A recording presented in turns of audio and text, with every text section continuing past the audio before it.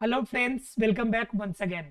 Friends, आज की class में हम लोग जानेंगे कि इंट्रोडक्टरी देयर वाले सेंटेंस को अगर हमें वॉइस चेंज करना हो और उसके साथ भी उसमें इन्फिनेटिव दिया हो। दो चीजें हैं, एक तो है कि इंट्रोडक्टरी देयर हो और दूसरा चीज है कि उसमें इन्फिनेटिव दिया हो। उसको हमें क्या करना है कि एक्टिव वॉइस से पैसिव वॉइस में कन्वर्ट करना है, एक्टिव से पैसिव करना है। तो इसमें मैंने दो बात कहा कि एक नंबर की इंट्रोडक्टरी देयर, ठीक है, और एक मैंने कहा कि इसमें जुड़ा रहेगा इन्फिनिटिव। क्या जुड़ा रहेगा? इन्फिनिटिव। मतलब क्या? सेंटेंस इसका क्या होगा? देयर के बाद एक हेल्पिंग वर्ब होगा, या फिर सीधे शब्दों में कहे तो ये वर्ब होगा, और वर्ब के साथ क्या होगा कि नाउन होगा।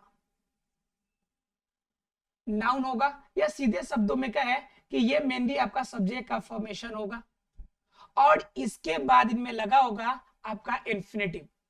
ऐसे सेंटेंस को कैसे बनाएंगे आप, थोड़ा सा बताएंगे। हम बात करेंगे इंट्रोडक्टरी देयर के बारे में, और फिर हम बात करेंगे इस पॉइंट पे कि कैसे हम इसे बना सकते हैं। तो अगर हम बात करें इंट्रोडक्टरी देयर की, तो इंट्रोडक्टरी का मतलब होता है कि इंट्रोड्यूस करना। इंट्रोडक्टरी का मतलब क्या होता है? कि इंट्रोड्यूस करना। मतलब कि जब आप चाहे कि किसी सेंटेंस को इंट्रोड्यूस करें, किसी सेंटेंस को इंट्रोड्यूस करें, तो भाई हम अगर सीधे शब्दों में कहें कि किसी सेंटेंस को इंट्रोड्यूस करने की जरूरत क्यों पड़ेगी? क्योंकि किसी भी सेंटेंस में या तो सब्जेक्ट डोमिनेटेड होगा या फिर ऑब्जेक्ट डोमिनेटेड होगा। तो फिर हमें किसी सेंटेंस को इंट्रोड्यूस करने की जरूरत क्यों पड़ेगी? तो ध्यान रखिए कि इंट्रोड्यूस करने की जरूरत हमें तब पड़ती है जब किसी सेंटेंस में कोई स्पेसिफिक सब्जेक्ट नहीं दिया हो। कोई स्पेसिफिक सब्जेक्ट नहीं दिया हो, तब हमें इस देयर वर्ड से इंट्रोड्यूस करना पड़ता है। जैसे क्या? एक राजा था, एक राजा था। अब जरा बताइए कि इस सेंटेंस को डिनोट करने के लिए कि कौन सा सब्जेक्ट का फॉर्मेशन आएगा। एक राजा मतलब कि अ किंग, लेकिन सेंटेंस तो कंप्लीट नहीं है। ये सेंटेंस तो कंप्लीट है नहीं, फिर ये सेंटेंस बनेगा कैसे? तो उस कंडीशन में इस राजा को इंट्रोड्यूस करने के लिए हम लगाएंगे देयर, उसके बाद वाज, और उसके बाद लगाएंगे अ और किंग। तो ये सेंटेंस बन जाएगा पूरा कंप्लीट फॉर्म। तो यहां पर हमने जो देयर का यूज किया, तो मतलब एक राजा वाले सेंटेंस को इंट्रोड्यूस करने के लिए, तो यहां पे जो देयर वर्ड है इसे हम क्या बोलेंगे? Introductory there. क्या बोलेंगे? Introductory there. राइट? क्लियर है आप लोग को? मतलब किसी भी सेंटेंस में जहां पर कोई सब्जेक्ट गिवन नहीं हो, तो उस कंडीशन में आप किसका यूज कर सकते हैं? Introductory there. तो देखिए सेंटेंस में क्या हो गया कि इंट्रोडक्टरी देयर लग गया, मतलब सेंटेंस में सब्जेक्ट नहीं हो तो सब्जेक्ट के द्वारा आप इंट्रोड्यूस कर सकते हैं देयर वर्ड से। ठीक है, तो देयर आपका यहाँ पे क्या कहलाएगा? Introductory there. अब जरा सेंटेंस को एग्जांपल में देखते हैं कि यह इस फॉर्मेट में अगर सेंटेंस दिया हो तो उस सेंटेंस को हम कैसे कन्वर्ट करेंगे, उसके वॉइस चेंजेस कैसे करेंगे। पहले इस फॉर्मेशन पे एक सब्जेक्ट सेंटेंस को देखते हैं। तो एग्जांपल के फॉर्म में हम बात करते हैं कि there is no time, there is no time to loss. मतलब खोने के लिए मेरे पास समय नहीं है, मतलब बर्बाद करने के लिए मेरे पास समय नहीं है, मतलब मेरे पास खाली समय नहीं है कि मैं वेस्ट करूं, उसे बर्बाद करूं, अर्थात कि वेस्ट करने का मेरे पास समय है ही नहीं। अब इस सेंटेंस को हमें क्या करना है कि वॉइस चेंज करना है। देयर यहाँ पे कंफर्म है कि देयर यहाँ पे इंट्रोडक्टरी देयर के फॉर्म में यूज हुआ है, मतलब क्या? सब्जेक्ट की तरह यहाँ पर यूज हो रहा है।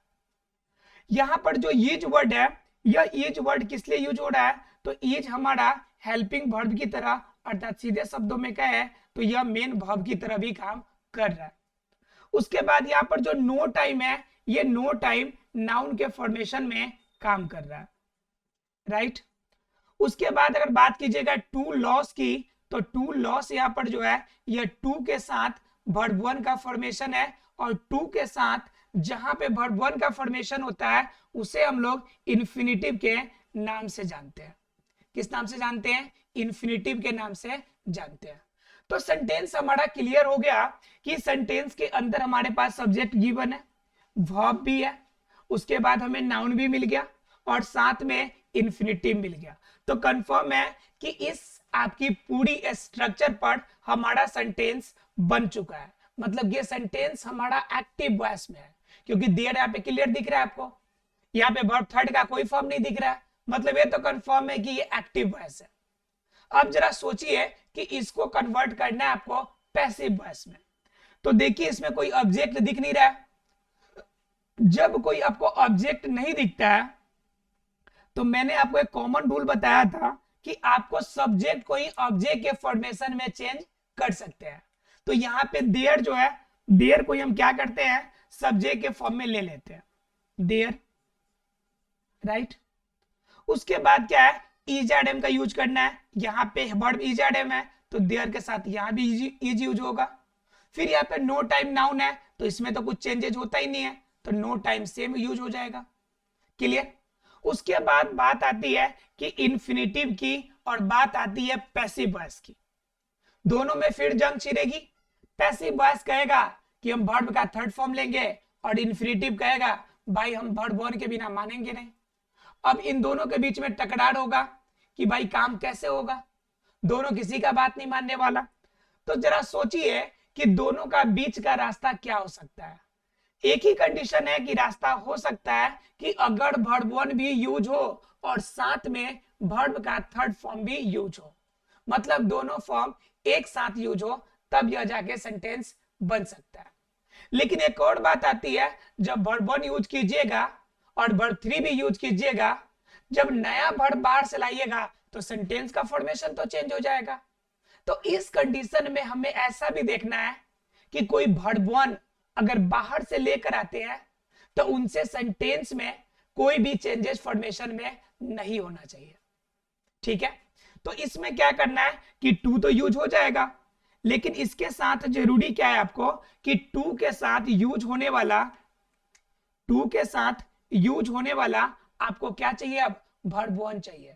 तो यहां पे यूज होगा आपका बीई, अर्थात कि बी, टू बी। तो क्या हो गया आपका? टू के साथ वर्ब वन का यूज हो गया। अब तो इन्फिनिटिव सेटिस्फाइड हो गया कि भाई मेरा काम हो गया। लेकिन बात यहां पर आती है कि पैसिव वॉइस का काम डिस्टर्ब हो गया। तो वर्ब क्या होगा आपका उसमें? तो यहां पर देखिए लॉस वर्ड है, लॉस वर्ड दिया हुआ है। तो लॉस वर्ड आपका पैसिव वॉइस में कन्वर्ट करना है तो वर्ब का थर्ड फॉर्म लेके आना पड़ेगा, और थर्ड फॉर्म देखेंगे लॉस का तो क्या हो जाएगा लॉस का? तो लॉस का वर्ब थर्ड होता है लोस्ट। क्या होता है? लोस्ट। तो ये हो गया वर्ब थर्ड। अब जरा ध्यान से देखिए, तो ये सेंटेंस आपका पैसिव फॉर्मेशन में बन के तैयार हो गया। किस फॉर्मेशन में? पैसिव वॉइस में। और ये सेंटेंस ऊपर वाला जो है आपका, ये सेंटेंस कौन सा है? तो ये आपका एक्टिव वॉइस है। मतलब एक्टिव से पैसिव वॉइस हम लोगों ने काफी इजी तरीके से कन्वर्ट कर लिया। जरा एक और एग्जांपल देकर देखते हैं कि इसे कैसे बनाएंगे। ठीक है, एक और एग्जांपल जरा देखने की कोशिश करते हैं। देखिए सेंटेंस हम लोग लेंगे, वो सेंटेंस कौन सा है आपका? तो देखिए there was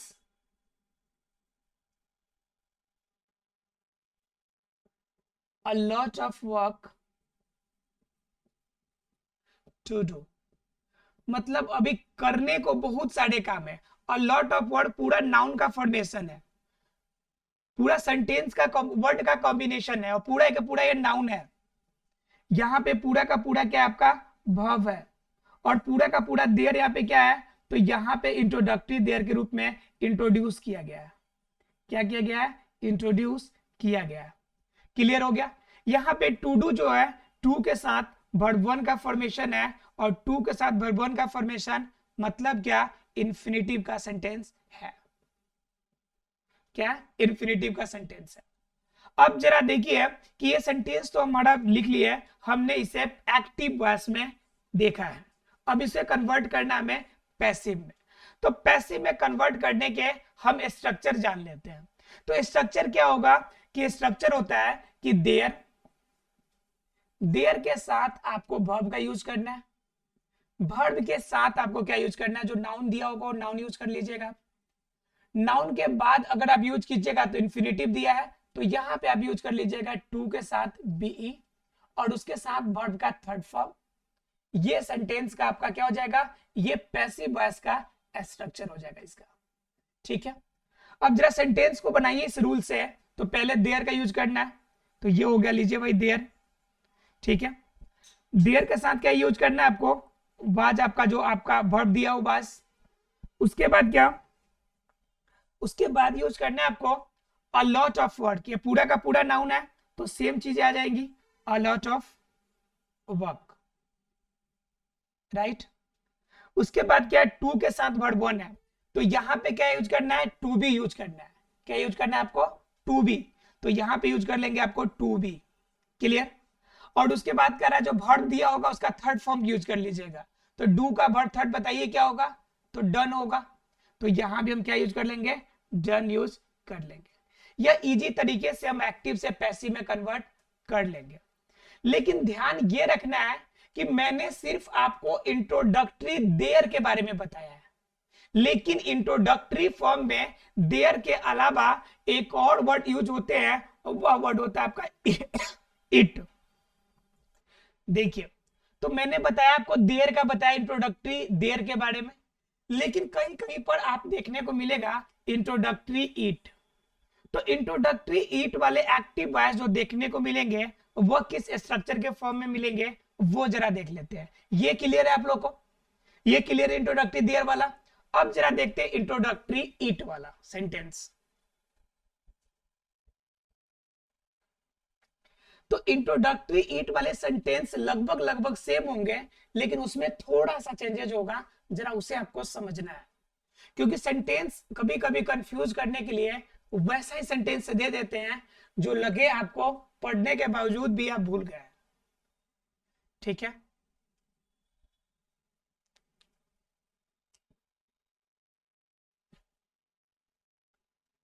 eat plus verb का यूज करेगा, वर्ब के बाद क्या दे देगा, नाउन का यूज कर लेगा, नाउन के बाद क्या यूज करेगा, ईट करेगा, वर्ब करेगा, नाउन करेगा, और नाउन के बाद क्या कर लेगा यूज, तो नाउन के बाद यूज करेगा इन्फिनिटिव। ठीक है, और इन्फिनिटिव के बाद क्या रहेगा सेंटेंस में, तो इन्फिनिटिव के बाद सेंटेंस में आ जाएगा आपका ऑब्जेक्ट भी। क्या आ जाएगा, ऑब्जेक्ट का फॉर्मेशन भी आ जाएगा। तो यहां पर आपको देखने को सेंटेंस मिलेगा कि इसमें ऑब्जेक्ट भी दिया हुआ है। ठीक, क्या देखने को मिलेगा कि यहां पर आपको ऑब्जेक्ट भी देखने को मिलेगा। अब सेंटेंस बात आती है कि सेंटेंस को हम बनाएंगे कैसे। पहले एग्जांपल देखिए, फिर हम बनाने का तरीका भी आपको बताते हैं। देखिए sentence, it is time to take exercise. देखिएगा यहां भी बहुत कंफ्यूज होंगे आप भी, और ज्यादातर बच्चे कंफ्यूज होते हैं यहीं पे। सेंटेंस जरा ध्यान से देखिए, ईट यहाँ पे इंट्रोडक्शन के फॉर्म में इंट्रोड्यूस हुआ, इज यहां पर किसके फॉर्म में, वर्ब के फॉर्म में। यहां पे जो टाइम है ये नाउन की तरह यूज हुआ है। यहां पे टू टेक जो दिया हुआ है ये टू प्लस वर्ब वन का फॉर्म यूज किया हुआ है, यानी कि इन्फिनिटिव यूज हुआ है। अब जरा ध्यान दीजिए, गौर कीजिए, यहाँ पे एक्सरसाइज वर्ड है, तो एक्सरसाइज का मतलब बहुत सारे स्टूडेंट इसे भी वर्ब के कैटेगरी में ले रहे होंगे। किस कैटेगरी में ले रहे होंगे, वर्ब के कैटेगरी में, जबकि यह वर्ब नहीं बल्कि एक नाउन के फॉर्मेशन में यूज होगा। और यह नाउन के फॉर्म में होने का मतलब है कि यहां पर आपका जो होगा ऑब्जेक्ट के फॉर्म में यूज होगा। ठीक है, एक्सरसाइज, एक्सरसाइज का मतलब होता है कि व्यायाम करना, और एक एक्सरसाइज का मतलब होता है कि व्यायाम यानी कि अभ्यास, यानी कि व्यायाम और एक व्यायाम करना दोनों चीजें हैं। तो जब व्यायाम होगा सिर्फ वो नाउन है, और व्यायाम करना ये वर्ब है। ठीक है, जब ये सेंटेंस आपको ये मिल गया तब बात आती है कि इसको वॉइस बनाना है। ठीक है, तो वॉइस बनाएंगे कैसे वो जरा समझिए, अर्थात कि ये एक्टिव वॉइस में दिया हुआ है, हमें कन्वर्ट करना है इसे पैसिव वॉइस में। किस में कन्वर्ट करना है? पैसिव वॉइस में। तो पैसिव वॉइस में कैसे कन्वर्ट करेंगे? तो इसमें सब्जेक्ट तो आपका एक ही दिया हुआ है, ऑब्जेक्ट का फॉर्मेशन वो आपका अलग अदर वर्ड्स के रूप में दिया हुआ है। तो जहां पे इंट्रोडक्शन वाले बात आएगा, इंट्रोडक्टरी वाले चीज आएंगे, वही सब्जेक्ट के रूप में हमेशा इस्तेमाल किया जाएगा।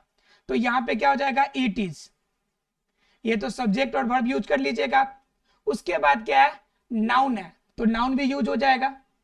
लेकिन नाउन के बाद आपको क्या करना है कि आपको यहां पे जो ऑब्जेक्ट दिया हुआ है इसको उठा के शुरू में लाना है, ठीक है? इट इज टाइम, और यहां पे फॉर के साथ उसे लगा देना है। इट इज टाइम फॉर क्या करने के लिए भाई? Exercise. It is time for exercise. उसके बाद क्या करना है कि जो यहाँ पे आपका मॉडल एक्जुलरीज है, तो मॉडल एक्जुलरी का टू के बाद वर्ब वन है, तो टू के साथ यहाँ पर वर्ब वन के रूप में बीई का यूज कीजिएगा, और उसके बाद जो वर्ब यहाँ पर दिया होगा उसका वर्ब का थर्ड फॉर्म यूज कीजिएगा।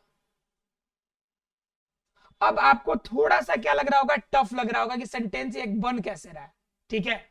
जरा मैं स्ट्रक्चर आपको लिख के दिखाता हूं तो आपको ज्यादा बेहतर तरीके से समझ में आएगा। हम लोग बात कर रहे हैं स्पेशल रूल्स की, ठीक है? ये जितने भी सेंटेंसेज है ये सभी के सभी कौन से रूल्स है? स्पेशल रूल्स है, ठीक है? तो जरा देखिए पैसिव वॉइस का हम स्ट्रक्चर लिखते हैं इसका।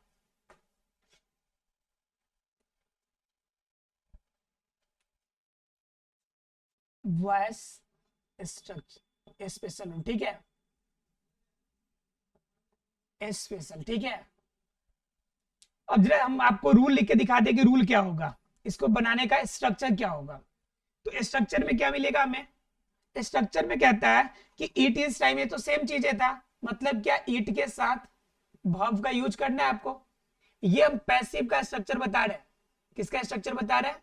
पैसिव वॉइस बनाने का स्ट्रक्चर। तो इट के साथ वर्ब का यूज तो होगा, वर्ब के बाद कौन सा है? नाउन है, तो नाउन का भी तो यूज होगा। लेकिन नाउन के बाद आपको क्या करना है? जो ऑब्जेक्ट दिया है उसको ले आना है। किसके साथ?